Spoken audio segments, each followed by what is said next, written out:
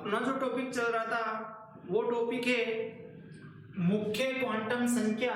तो मुख्य क्वांटम संख्या के बारे में पढ़ रहे थे और जाना था कि क्वांटम संख्या होती क्या है। तो अपन ने बोला था कि क्वांटम संख्याएं एड्रेस होती है अर्थात इलेक्ट्रॉन का पता होती है। अर्थात ऐसा भी बोला जा सकता है कि इलेक्ट्रॉन के बारे में अगर अपन को संपूर्ण जानकारी चाहिए तो जिन संख्याओं की आवश्यकता होती है उसे अपन क्वांटम संख्याएं बोलते हैं। क्वांटम संख्या 4 प्रकार से बताई थी मैंने। मुख्य क्वांटम संख्या, द्विगुणित क्वांटम संख्या, चक्रण क्वांटम संख्या, चक्रण भी बोल सकते हो या फिर चुंबकीय क्वांटम संख्या भी बोल सकते हो। आप सीक्वेंस में नहीं बोलो तो। अब बात कर रहा हूं मैं किसकी, मुख्य क्वांटम संख्याओं की बात कर रहा हूं। तो ये दी गई किसके द्वारा दिया गया था, इसको बोर के द्वारा। किसके द्वारा दिया गया था, बोर के द्वारा दिया गया था। किसको दिया गया था, मुख्य क्वांटम संख्या को किस साइंटिस्ट के द्वारा दिया गया था, बोर के द्वारा दिया गया था। बोर के द्वारा दिया गया था। इसे स्मॉल एन से प्रदर्शित या इसे स्मॉल एन से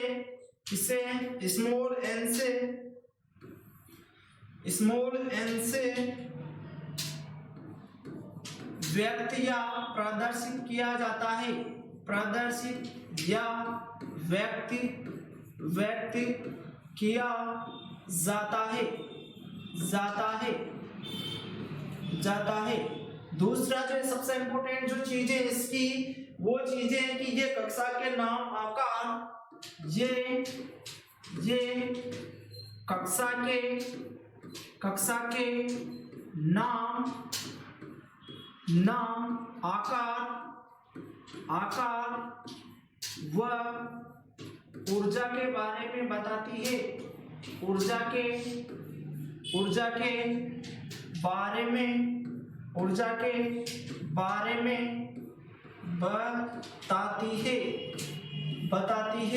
ध्यान दीजिएगा, ये सबसे इम्पोर्टेंट है कि कक्षा के नाम आकार ऊर्जा के बारे में मुख्य क्वांटम संख्याएं दर्शाती है। यहाँ पे अपन कक्षा की बात करें अपन, तो कक्षा मैंने बोली थी कि ये नाभिक होता है और इस नाभिक के चारों ओर वर्ताकार पथ होते हैं जिनको अपन कोश या कक्षा बोला जाता है। इनको क्या बोला जाता है, कोश या कक्षा बोला जाता है। इनको अपन के से, एल से, एम से, एन से भी डिनोट करते हैं। इनको के, एल, एम, एन से भी दर्शाते हैं या डिनोट करते हैं। जैसे ये अंदर वाली को मैंने अगर के नाम दिया तो इसके बाहर वाली कक्षा को क्या नाम दूंगा, मैं एल नाम दूंगा। इसके बाहर वाली कक्षा को मैंने एम दिया। इसी तरह से अपन काउंट करते हुए चलेंगे कि इस तरह से भी दर्शा सकते हैं। और दूसरी चीज जो है, एन की वैल्यू जो है, एन की वैल्यू मतलब मुख्य क्वांटम संख्याओं की बात हो रही है। एन की वैल्यू 1, 2, 3 से लगाकर इनफाइनाइट तक हो सकती है। इनफाइनाइट तक हो सकती है, अनंत तक। यहाँ पे जो कोषों की संख्याओं की बात हो रही है वो 1 से लगाकर अनंत तक जा सकती है। इसी वजह से आगे चलते अपन कि यहाँ पे कोष या कक्षा किसे बोला जाता है, ये बात समझ में आ गई। इसके बारे में अगर अपन आगे चलते हैं तो यहाँ पे n का मान जो होगा, n का मान अपन को पता है। n के मान की पहले डिसाइड कर ले कि मेरे पास ये नाभिक है। इस नाभिक में यहाँ पे n की वैल्यू है मेरे पास 1, n बराबर 1 है, n बराबर 2 है, ठीक है। और ये क्या है मेरे पास, नाभिक है। क्या है मेरे पास, नाभिक है।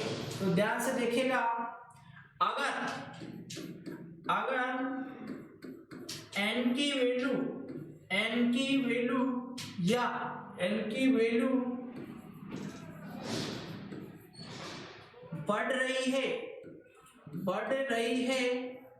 बढ़ रही है तो नाभिक से इलेक्ट्रॉन की दूरी भी बढ़ती है। अगर n की वैल्यू, या आप इसे मान भी लिख सकते हो, मान अगर बढ़ रहा हो तो नाभिक से इलेक्ट्रॉन की दूरी भी बढ़ती है। कैसे बढ़ रही है? ये अपने पास है नाभिक। अब अगर आप यहाँ पे कोष की संख्या बढ़ाते चल रहे हो, ऐसे भी लिख सकते हो कि अगर यहाँ पे आप कोष की संख्या बढ़ाते हुए चल रहे हो तो मान लीजिएगा इसकी 1 है, 2 है, 3 है, 4 है, 5 है। अब इन्हीं में तो इलेक्ट्रॉन घूमते रहते हैं, इन्हीं में क्या करते हैं, इलेक्ट्रॉन घूमते रहते हैं। तो मान लीजिएगा सबसे बाह्यतम कोष में अगर इलेक्ट्रॉन घूम रहा है या सबसे बाहर की तरफ इलेक्ट्रॉन घूम रहा है, तो अगर यहाँ पे इस वाले में इलेक्ट्रॉन घूम रहा है तो यहाँ से यहाँ तक की दूरी और यहाँ से यहाँ तक की दूरी, दोनों में से ज्यादा कौन सी दूरी होगी? ये वाली। इसको मैंने फर्स्ट दे दिया, इसको सेकंड दे दिया।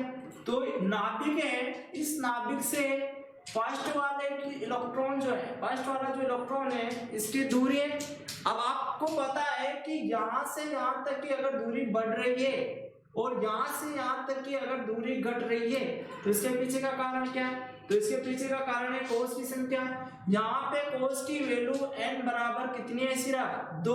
और ये यहाँ पे कोष की संख्या कितनी हो जाएगी? n बराबर 5। और यही तो चीज मैं समझाने चाह रहा हूँ कि अगर n की वैल्यू बढ़ रही है तो नाभिक से इलेक्ट्रॉन की दूरी भी बढ़ रही है। अतः n की दूरी बढ़ रही है, बढ़ रही है, तो नाभिक से इलेक्ट्रॉन की दूरी भी क्या होगी? बढ़ेगी। अगर दूरी बढ़ रही है तो इससे होगा क्या? इससे होगा क्या कि अगर दूरी बढ़ रही है तो इससे होगा क्या? तो यहां से अगर नाभिक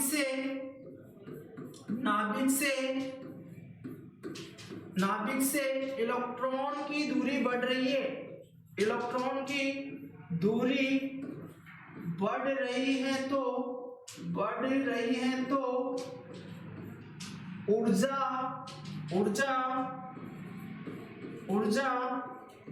भी बढ़ती है, अर्थात किसकी ऊर्जा बढ़ रही है? यहाँ पे इलेक्ट्रॉन की ऊर्जा बढ़ रही है। क्या बढ़ रही है? यहाँ पे इलेक्ट्रॉन की ऊर्जा बढ़ रही है। कहने का मतलब यहाँ पे सीधा सा है कि अगर मेरे पास यहाँ पे n बराबर 1 है, n बराबर 2 है, n बराबर 3 है, n बराबर 4 है। मान लीजिएगा इसमें इलेक्ट्रॉन अगर मेरे पास यहाँ पे घूम रहा है और यहाँ से इलेक्ट्रॉन इस पे घूम रहा है। अगर यहाँ से इलेक्ट्रॉन घूम रहा है तो इसको नाभिक के पास में रहेगा। तो अगर नाभिक के पास में है तो इसकी ऊर्जा इतनी ज्यादा नहीं होगी जितना नाभिक के दूर वाले इलेक्ट्रॉन की होगी। वही तो बोल रहे हैं कि अगर नाभिक से इलेक्ट्रॉन की दूरी बढ़ रही है तो उसकी ऊर्जा भी क्या होगी? उसकी ऊर्जा भी क्या होती है? बढ़ती है। क्या होती है? बढ़ती है। और इसके बाद में एक निश्चित कक्षा की बात कर रहे हैं। निश्चित कक्षा में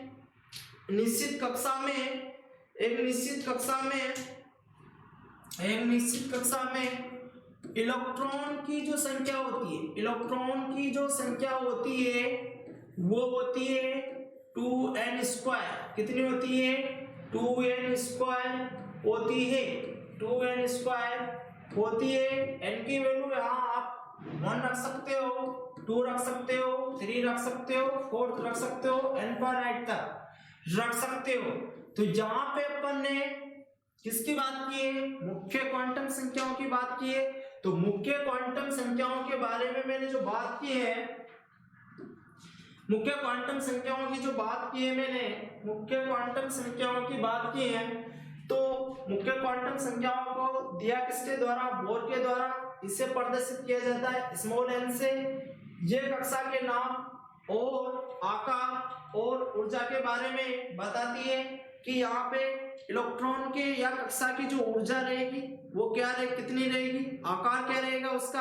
अब आकार भी तो बढ़ेगा, जैसे जैसे कोष की संख्या बढ़ती जा रही है वैसे वैसे आकार भी तो बढ़ता है, तो उसके बारे में भी बताती है। उसकी ऊर्जा के बारे में बताई दिया, आकार भी बताई दिया, नाम के बारे में बताई दिया कि नाम क्या है। इसके बाद में यहाँ पे जो मुख्य क्वांटम संख्या है वो खत्म होती है। इसके बाद में जो अपनी दूसरी क्वांटम संख्या चलेगी उस क्वांटम संख्या का नाम है द्विगुणसी क्वांटम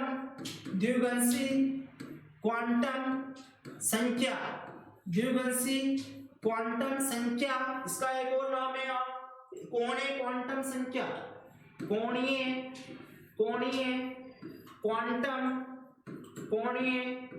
क्वांटम संख्या, या इसका एक और नाम है द्वितीयक क्वांटम संख्या, या इसका एक और नाम है गौण क्वांटम संख्या, या इसका एक और नाम है गौण क्वांटम संख्या। गौण क्वांटम संख्या। तो अपनी जो दूसरी क्वांटम संख्या की बात कर रहे हैं वो कौन सी क्वांटम संख्या है? द्विगुणसी क्वांटम संख्या, या उसको कोणीय क्वांटम संख्या भी बोल सकते हैं, या उसको द्वितीय क्वांटम संख्या बोल सकते हैं, या उसको अपन गौण क्वांटम संख्या बोल सकते हैं। इतने नाम है इसके कि अपन इसको इतने नामों से पुकारा जा सकता है। अब पहली चीज आती है कि इसको दिया गया किसके द्वारा था? तो इसको दिया गया था सोमरफेल्ड के द्वारा। इसके द्वारा दिया गया था, इसको दिया गया सोमरफेल्ड के द्वारा। किसके द्वारा दिया गया है? सोमरफेल्ड के द्वारा दिया गया था। किसके द्वारा दिया गया था? सोमरफेल्ड के द्वारा दिया गया था। दूसरी चीज कि इसको किससे प्रदर्शित करते हैं? इसको प्रदर्शित करेंगे अपन स्मॉल एल से। इसे स्मॉल एल से व्यक्त करते हैं या दर्शाते हैं, व्यक्त करते हैं। ये चीज बताती किसके बारे में? ये बताती है उपकोष के बारे में, कि उपकोष के बारे में बताती है। उपकोष का नाम क्या होगा, कक्षक की आकृति क्या होगी, और कोणीय संवेग के बारे में बताती है। तो ये बताती है उपकोष का नाम हुआ कक्षक की आकृति। उपकोष का नाम कक्षक की आकृति,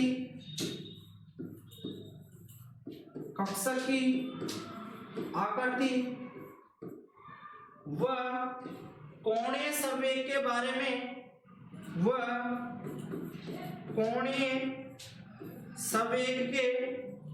कोणीय संवेग के बारे में बताती है। वह कोणीय संवेग के बारे में बताती है। ये सबसे इंपॉर्टेंट काम है इसका, कि ये उपकोष के नाम, कक्षक की आकृति व कोणीय संवेग के बारे में बताती है।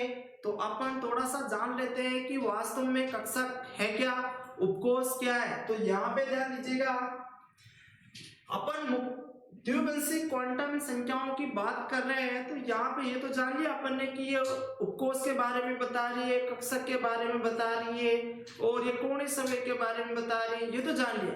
लेकिन ये होते क्या है, ये कैसे जानेंगे कि उपकोष क्या है और कक्षक क्या है? तो ध्यान दीजिएगा कि अगर मैं बात करता हूं यहाँ पे उपकोष की, किसकी बात करता हूं मैं? उपकोष की बात करता हूं, इंपॉर्टेंट है। और इधर मैं बात करता हूं कक्षक की बात करता हूं। किसकी बात करता हूं मैं? कक्षक की बात करता हूं।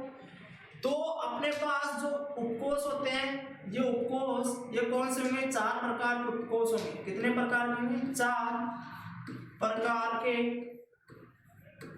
उपकोष होते हैं। यहाँ पे कौन कौन से होते हैं? एस उपकोष, एफ उपकोष, पी उपकोष, वी उपकोष, और यहाँ पे डी उपकोष, और यहाँ पे होते हैं एफ उपकोष। इधर अगर बात करते हैं कक्षक की, तो कक्षक भी अपने पास कक्षक भी 4 प्रकार के होते हैं, 4 प्रकार के होते हैं। पहला आ जाएगा यहाँ पे एस कक्षक, दूसरा आ जाएगा पी कक्षक, और थर्ड आ जाएगा यहाँ पे डी कक्षक, और फोर्थ है अपने पास एफ कक्षक। आपको कक्षक को स्मॉल से दर्शाना पड़ेगा। तो अब आप लोग देखो इस चीज को कि यहाँ पे उपकोष और कक्षक की अगर बात कर रहा हूं, यहाँ पे कक्षक और उपकोष की बात कर रहा हूं, तो दोनों ही सेम है। इधर एस पी डी एफ है और इधर भी क्या है, एस पी डी एफ है। अब यहाँ तो बड़ी दिक्कत ये हो गई कि कैसे पता लगेगा हम लोगों को कि कौन सा उपकोष होगा और कौन सा कक्षक होगा, ये भी तो पता लगना चाहिए। तो आप इसको डायरेक्ट में मेजर याद कर सकते हो कि अगर मैं एस उपकोष की बात कर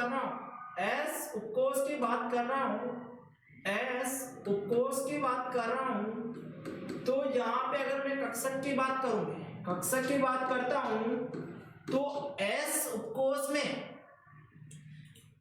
एफ उपकोष में जो कक्षक होता है वो होता है एक, क्या होता है, एक कक्षक होता है। आप इसको एस कक्षक बोल सकते हो। अगर मैं बात करता हूँ पी उपकोष की बात करता हूं मैं यहाँ पे, तो पी उपकोष इस तरह का होता है, और अगर मैं डी उपकोष की बात करूं मैं, तो डी उपकोष जो होता है वो इस तरह का होता है, 1 2 3 4 या 5 हो गए। ये किसकी बात कर रहा हूं मैं, पी उपकोष हो गया ये मेरे पास, और ये मेरे पास डी उपकोष हो गया, और यहाँ पे मैं बात कर रहा हूँ एफ उपकोष की, तो यहाँ पे एफ उपकोष मेरे पास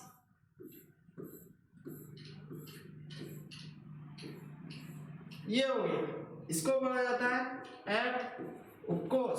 ये इसकी मैंने मान लीजिएगा कि इस तरह से बना दिया कि ये उपकोष है, ये अपने पास है, लेकिन यहाँ तो मैंने उपकोष ही बनाया, यहाँ पे मैंने कक्षक कहाँ बनाया।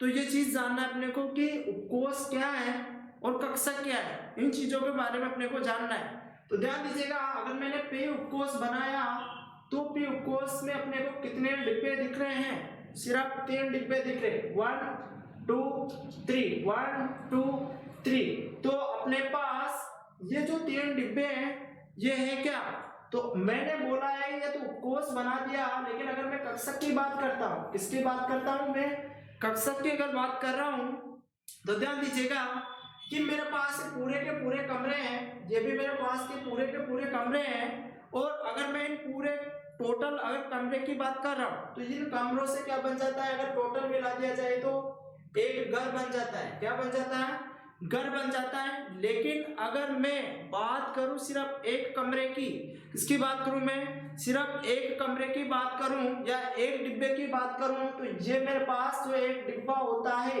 इस डिब्बे को बोला जाता है कक्षक। क्या बोला जाता है इस डिब्बे को, कक्षक। जी हाँ, बहुत इंपॉर्टेंट बात है ये कि उपकोष और कक्षक में क्या अंतर होता है। तो अगर मैं डी उपकोष की बात करूं कि डी उपकोष में, इधर ध्यान दीजिएगा, अगर मैं इधर बात करूं इधर की डी उपकोष में, इधर दिख रहा है, हाँ इधर दीजिए, डी उपकोष में कितने कक्षक होते हैं, कितने कक्षक होंगे, ऑर्बिट बोलते हैं इसको इंग्लिश में। तो आप लोगों को पता है कि डी उपकोष की बात हो रही है, तो इसमें कितने कक्षक होंगे, तो एक डिब्बे को एक कक्षक बोला जाता है। तो कितने डिब्बे, 1 2 3 4 5, तो वैल्यू कितने आ गई, 5 कक्षक होंगे। किसमें होंगे 5 कक्षक, डी उपकोष में। किसमें होंगे, डी उपकोष में कितने कक्षक होंगे, 5 या 5 कक्षक होंगे। ये बात समझ में आई या नहीं आई कि उपकोष और कक्षक में अंतर क्या होता है। अगर आपसे बात करी जाए कि पूरे डिब्बों की, तो उसे तो अपन उपकोष नाम देंगे, सबसे भी बोला जाता है इंग्लिश में। लेकिन यहाँ पे आपसे बात की जाए कि F उपकोष में कितने कक्षक होंगे, तो आपका आंसर आना चाहिए कि 7 कक्षक होंगे। अब यहाँ पे आगे अपन बात करेंगे कि एक कक्षक में कितने इलेक्ट्रॉन भरे जा सकते हैं। तो एक कक्षक में अधिकतम इलेक्ट्रॉन 2 भर सकते हैं। इस तरह से 2 ही इलेक्ट्रॉन भर सकते हैं एक कक्षक में। आगे बात करेंगे अपन, जब इलेक्ट्रॉन भरने के नियम पढ़ेंगे वहां पे आएगी ये चीज, तो वहां पे बात करेंगे। तो इसके बाद में अपनी जो बात थी वो उपकोष की हो गई। उपकोष के बारे में समझ लिया अपन ने, और अपन ने कक्षक के बारे में समझ लिया। अब तीसरी जो इम्पोर्टेंट है वो है कक्षीय कोणीय संवेग। क्या है? कक्षीय कोणीय संवेग के बारे में अगर पढ़ना है, कक्षीय कोणीय जो संवेग है इसके बारे में पढ़ना है, कोणीय संवेग अगर इसके बारे में पढ़ना है तो अपने लिए एक फॉर्मूला आता है। कक्षीय कोणीय संवेग निकालने का अपने पास जो फॉर्मूला होता है वो होता है, कक्षीय कोणीय संवेग निकालने के लिए फॉर्मूला होता है अपने पास रूट L+1 h/2π। ये अपने पास कक्षीय कोणीय संवेग निकालने के लिए काम में आता है। कौन सा फॉर्मूला? कक्षीय कोणीय संवेग। कौन सा फॉर्मूला निकालने के काम आता है? ये फॉर्मूला कक्षीय कोणीय संवेग निकालने के काम आता है। और L क्या है यहाँ पे? द्विगंशी क्वांटम संख्या। L क्या अपने पास? द्विगंशी क्वांटम संख्या।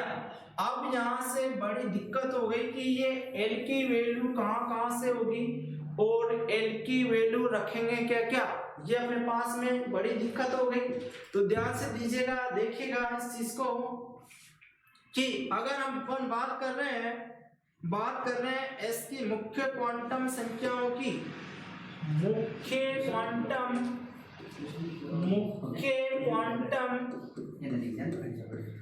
संख्या की बात कर रहे हैं, मुख्य क्वांटम संख्या की बात कर रहे हैं, तो n की वैल्यू कहां से स्टार्ट होती थी? 1 2 3 4, कहां से लेकर अपने पास इनफिनिट तक जाती थी, अनंत तक जाती थी।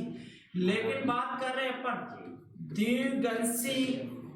द्विगंशी क्वांटम संख्याओं की, द्विगंशी क्वांटम संख्याओं की बात कर रहे हैं अपन, संख्याओं की बात कर रहे हैं।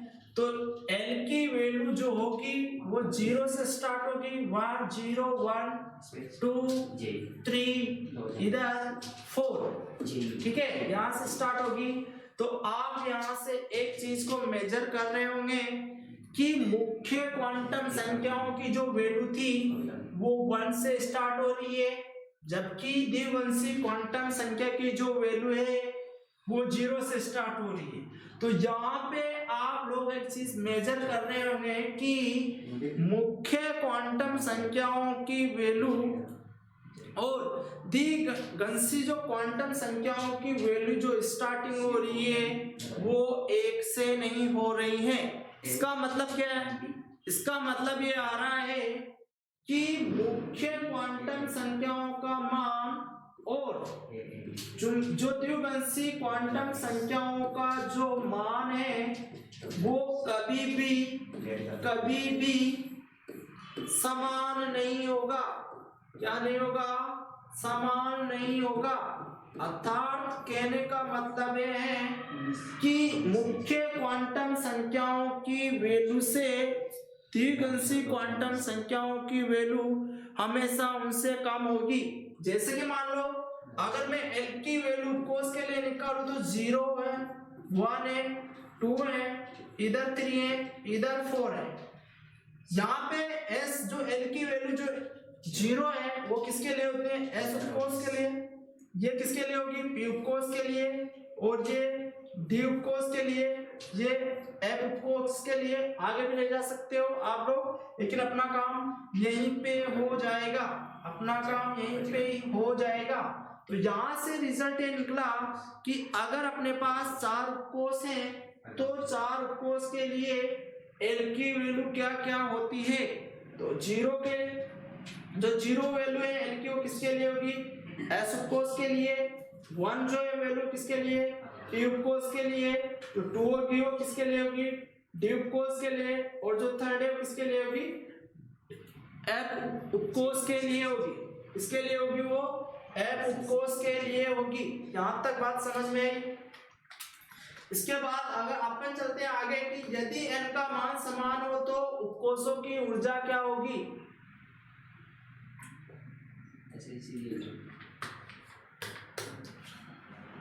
चलो उपकोषों की बात करते हैं अपन। उपकोषों की बात कर रहे हैं तो उपकोष अपन ने सीख लिए कि 4 होते हैं। कौन कौन से होते हैं, एस पी डी एफ, ये 4 उपकोष पढ़ लिए अपन ने। अब इनकी ऊर्जा की बात की जाए तो सबसे ज्यादा ऊर्जा एफ की होती है, फिर डी की, फिर एस की होती है। किसकी होती है, ये होता है इसका ऊर्जा का क्रम। किसकी क्या होता है, ये ऊर्जा का क्रम होता है।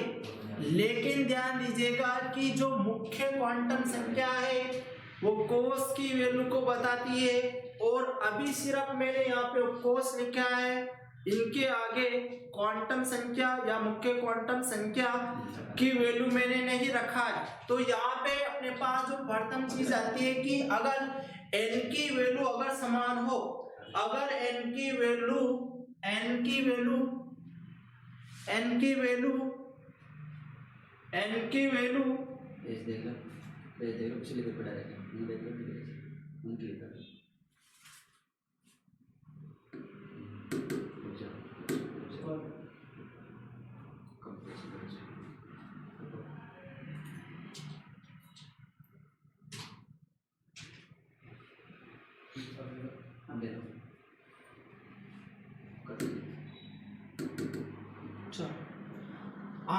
मैंने बताया कि ऊर्जा उपकोष के लिए ऊर्जा का क्रम क्या होगा कि सबसे ज्यादा एफ उपकोष की ऊर्जा होगी, फिर डी की होगी, फिर पी की, फिर एस की।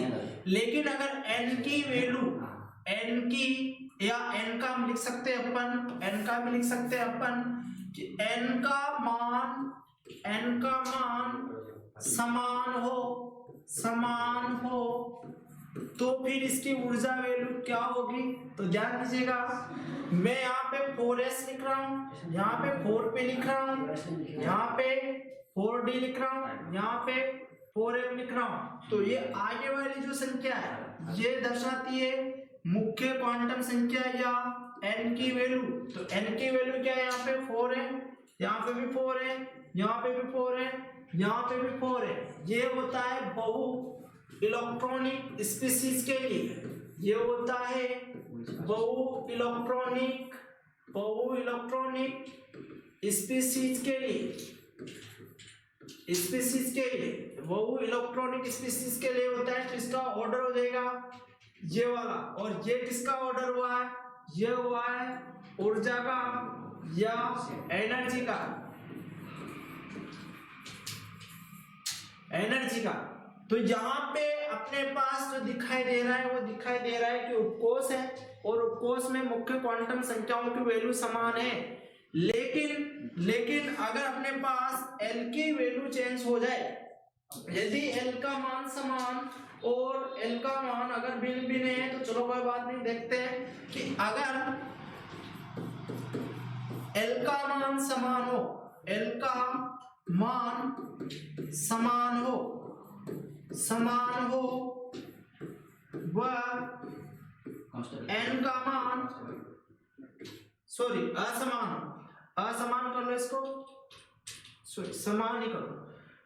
यहाँ पे अगर n का मान अगर समान हो, n का मान भिन्न भिन्न हो, n का मान भिन्न भिन्न हो तो ऊर्जा का क्रम कैसे होगा। तो ऊर्जा का क्रम कैसे डिसाइड करेंगे कि अगर मेरे पास n की वैल्यू तो क्या हो, समान हो, लेकिन n की वैल्यू क्या हो, भिन्न भिन्न हो और इनके आगे वाली जो संख्या होती है n की वैल्यू को दर्शाती है और जो इसके बाद वाली जो d है वो किसकी संख्या को दर्शाती है, l की संख्या को दर्शाती है। बात करते हैं इधर बात करते हैं कि यहाँ पे मेरे पास l की वैल्यू जो है 0 1 2 3 S P D M। तो अगर मैं बात करता हूँ यहाँ पे 1S 2S 3S 4S 5S 6S n की बात करता हूँ और पूछ लिया जाए कि इनमें से सबसे ज्यादा ऊर्जा किसकी होगी, तो जिसमें n की वैल्यू ज्यादा होगी उसकी ऊर्जा क्या हो जाएगी, ज्यादा हो जाएगी। आगे अपन इसको n+n रूल से भी निकाल लेंगे। जिसमें अपने पास n की वैल्यू ज्यादा होगी, n की वैल्यू ज्यादा होगी उसकी ऊर्जा जो होगी या एनर्जी जो होगी उतनी क्या होगी, ज्यादा होगी, उतनी उसकी ऊर्जा क्या होगी, ज्यादा होगी। लेकिन बात करते हैं कि अगर मेरे पास 3D 4D 5D 6D 3D, इधर बात करते हैं 3D 4D 5D और इधर 5D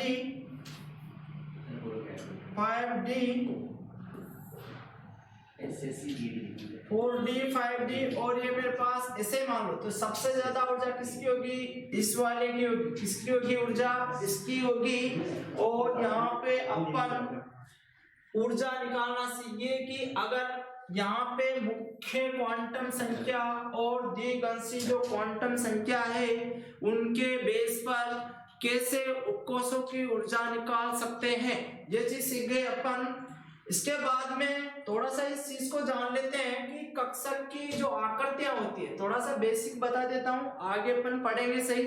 लेकिन जो कक्षक की आकृतियां होती है, कक्षक की जो आकृतियां होती है, आकृति होती है वो कैसे होती है, तो अपने पास कक्षक भी 4 प्रकार के होते हैं। S कक्षक,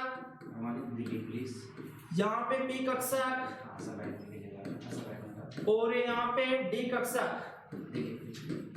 D कक्षक। तो यहाँ पे जो एस कक्षक की आकृति होती है वो स्फेरिकल होती है या गोलाकार आकृति का होता है, या गोलाकार आकृति का होता है। जबकि जो पी कक्षक होता है वो इस तरह की आकृति का होता है। आप इस दोनों लोब्स को बोलते हैं, इनको लोब्स या पाले बोलते हैं। और यहाँ पे इसकी जो आकृति को अपन बोलते हैं वो बोलते हैं डमलाकार। क्या होती है, डमलाकार आकृति होती है इसकी। कैसे होती है, डमलाकार आकृति होती है। वो डंबल आते हैं ना, डंबल एक्सरसाइज करने वाले, उस तरह के जैसा दिख रहा होगा, तो इसकी आकृति कैसे हो गई, डमलाकार हो गई। डी कक्षक की बात करते हैं अपन, तो यहाँ पे 2 लोब्स होती है, 2 लोब्स होती है। तो अगर डी कक्षक की बात करते हैं अपन, तो यहाँ पे अपने पास 2 लोब्स होती है, 2 लोब्स होती है। और यहाँ पे जो लोब्स होती है वो 2 टाइप की होती है, अक्षों के मध्य भी होती है और अक्षों के बीच में भी होती है। अभी मैं इस टाइप से बना रहा हूँ, ऐसे भी पाई जाती है, ऐसे भी पाई जाती है। वो अलग अलग प्रकारों में उसके डी कक्षक के, तब पता लगेगा कि डी कक्षक की आकृति किस किस तरह से पाई जा रही है। अपने को अभी इतना सा पता रखना है कि एस कक्षक की जो आकृति होती है वो गोलाकार होती है, जबकि जो पी कक्षक की जो आकृति होती है वो डंबलाकार होती है। और जो डी कक्षक की जो आकृति होती है इसमें डंबल कितने हो गए, 2। तो इस आकृति का नाम हो जाएगा द्विडंबलाकार आकृति हो जाएगा। क्या हो जाएगा, द्विडंबलाकार आकृति हो जाएगा।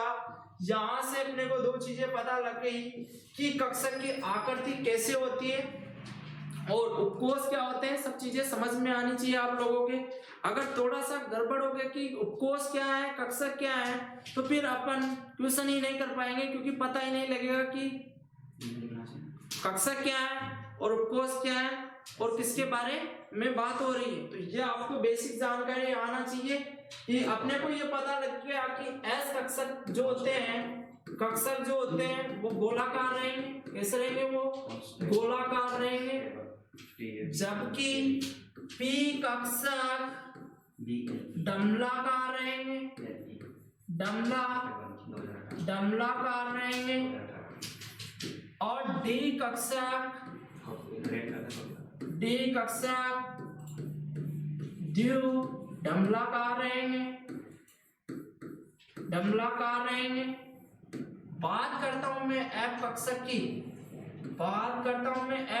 की, तो एफ कक्षक की आकृति होती तो है लेकिन दिखाया नहीं जाता है। क्यों नहीं दिखाया जाता है? क्योंकि जटिल हो जाती है। क्या हो जाती है? जटिल हो जाती है, जिसके कारण एफ कक्षक की आकृति को नहीं बताया जाता है। अगर आपको बना के बताऊं तो जैसे ही यहाँ पे डी कक्षक की आकृति बनाई थी, अगर इसमें एक और लोब बना दूं मैं, इस तरह से एक और लोब बना दूं, तो यहाँ क्या होता है, ये जो पालियां होती है, इस पालियों के बीच में रिपल्सन होने लगता है। रिपल्सन होने के कारण ये अस्थायी हो जाती है। इस वजह से इस आकृति को नहीं बताया जाता है। तो आप लोगों ने कक्षक पढ़ लिए, कोष पढ़ लिए। एस कक्षक की आकृति कैसे होती है? गोलाकार। पी कक्षक की आकृति डमलाकार। डी कक्षक की आकृति द्विडमलाकार। और एफ कक्षक की कोई आकृति नहीं होती है। एक्चुअल में होती तो है, लेकिन इसको अपन पढ़ते नहीं है, नहीं तो होती तो है। तो अपन ने आज की क्लास में इतना ही पढ़ा। तो अपने 2 टॉपिक कंप्लीट हो गए इसमें, कि मुख्य क्वांटम संख्या क्या है और द्विवंशी क्वांटम संख्या है क्या। ये टॉपिक क्लियर हो गए अपने। अपन जो नेक्स्ट पढ़ेंगे वो पढ़ेंगे चुंबकीय क्वांटम संख्या और चक्रण क्वांटम संख्या। उसके बाद में ढेर सारे क्वेश्चन करने वाले हैं, तब पता लगेगा कि इनको अप्लाई कैसे करते हैं अपन। तो आज के लिए इतना ही, धन्यवाद।